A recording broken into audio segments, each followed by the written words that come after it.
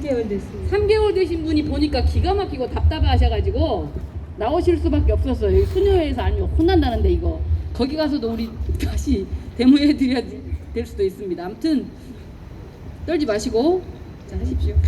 박수 쳐주세요. 안녕하세요. 저는 관악구에서 세습 공부방을 운영하는 시설장입니다. 보시면 저는 이제 가톨릭 수도회의 수도자이자 사회복지사입니다. 사회복지 10년을 넘게 이렇게 하면서 사회복지 현장에 이 사회복지 종사자들이 이렇게 차별받고 있는 거에 대한 부분을 바라보면서 이거는 정말 사회정의가 아니다라는 그런 생각에 참 분노를 많이 느꼈고요. 그 다음에 왜 단일 임금에 수도자가 나서지? 라고 질문이 있을 수 있지만 저는 결코 금전적인 문제 때문에 이 자리에 선 게 아닙니다. 그래서 그런 오해는 없으시길 바라고요.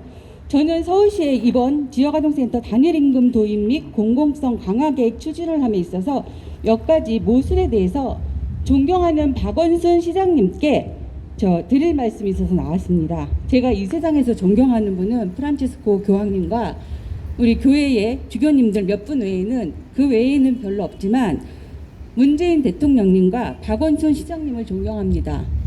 왜냐하면 가난하고 소외된 약자들의 소리를 들어주시고 공정하게 책임을 다하려는 분들이기 때문입니다. 그런데 이번 지역아동센터 단일임금 도입에 부모님들의 돌봄의 사각지대의 아동들을 낮은 임금에도 불구하고 말없이 사명감을 가지고 돌보고 있는 지역아동센터 종사자들의 처우 개선을 한다면서 서울시는 사회복지시설 종사자 직급 직위 기준표를 무시하고 있습니다. 서울시 사회복지시설 종사자 직급 직위 기준에 의하면 소규모 시설장은 상급임에도 불구하고 지역아동센터 시설장은 4급, 생활복지사는 5급으로 승진도 못하게 못 박아두었습니다. 왜 15년, 20년 경력의 지역아동센터 시설장들이 상급이 아닌 타 복지시설의 대리 직급, 선임 복지사 4급의 처우를 받아야 합니까? 현재 지역아동센터 시설장들이 경력이 모자랍니까? 학력이 모자랍니까? 아니요. 아니면 무자격 시설장들입니까? 앞으로 지역아동센터 시설장 경력 기준을 7년으로 한다고 합니다. 7년 경력이면 사회복지관 관장 부장급입니다. 과장 부장은 상급 직급이고요. 누가 승진도 없는 4급 지역아동센터 시설장을 하러 오겠습니까? 복지관 3년이면 4급 선임복지사 당연직으로 승진할 수 있는데 지역아동센터 5급 생활복지사로 남겠습니까?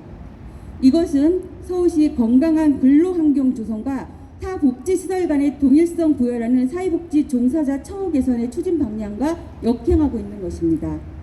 승진도 없는 노예 임금 태블로 건강한 근로환경 조성은 있을 수가 없습니다.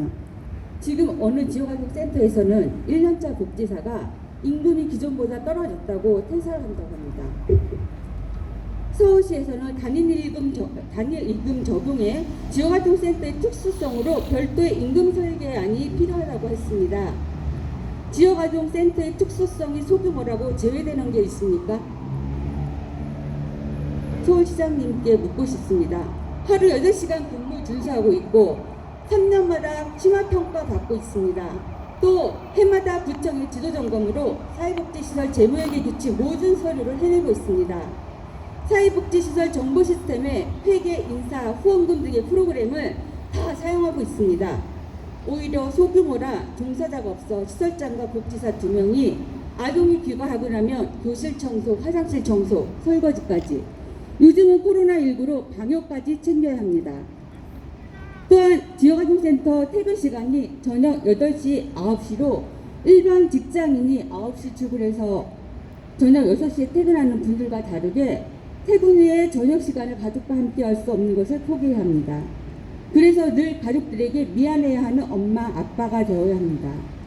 퇴근 후에 자기 개발을 위한 학원이나 취미생활도 포기해야 합니다. 이러한 열악한 근무 환경에도 불구하고 아동들이 좋아서 여기에 모인 우리들은 지역아동센터를 지키고 있습니다. 두 번째, 지역아동센터 단일임금 도입 공공성 강화 계획 보고서에 의하면 사전 검토 항목 점검 사항에 정책 사업 진행의 직간접적 영향 및 효과성을 분석하였습니까? 갈등, 이해관계 당사자 간의 갈등 및 대책 마련을 했습니까? 했을 때 검토 완료라고 표시되어 있습니다. 또 사회적 약자에 대한 배려 등을 검토 완료라고 표시했습니다. 검토 완료했으면 우리가 왜 여기 나와 있어야 하는 거죠? 조근희 주무관님, 최인성 돌봄 운영팀장님, 강지연 아이돌봄 담당관님, 송다영 여성가족정책실장님 듣고 계시면 묻고 싶습니다. 공무원이 보고서에 거짓말을 해도 되는 건지 모르겠습니다. 세 번째, 2019년 3세 번에 걸쳐 공공한 논의를 했다고 합니다. 올해는 한 번 협조사항 전달 수준의 모임을 했다고 합니다. 그런데 지역아동센터 인건비 지급 기준은 6월 24일 구청으로부터 메일로 받아본 게 처음입니다.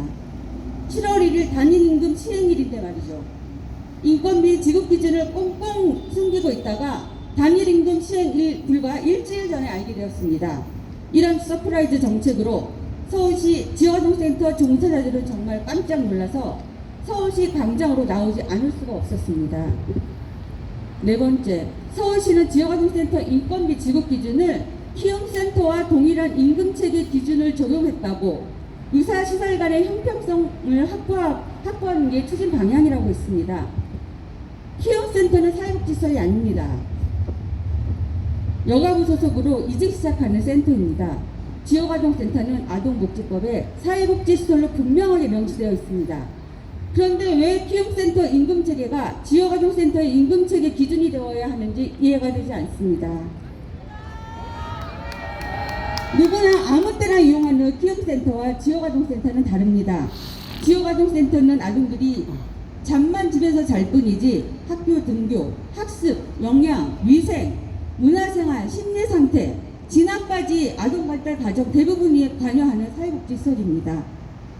이에 존경하는 박원순 시장님께 지역아동센터 단일임금 도입에 있어 서울시 사회복지시설 종사자 직급직위 기준표를 준수해 주시기를 간곡히 부탁드립니다. 그리고 지역아동센터의 공공성 기관 확립은 운영 주체가 개인과 법인의 문제가 아니며 운영 내용과 투명성이 확보되어야 한다고 생각합니다. 이상으로 자유발언 마치겠습니다.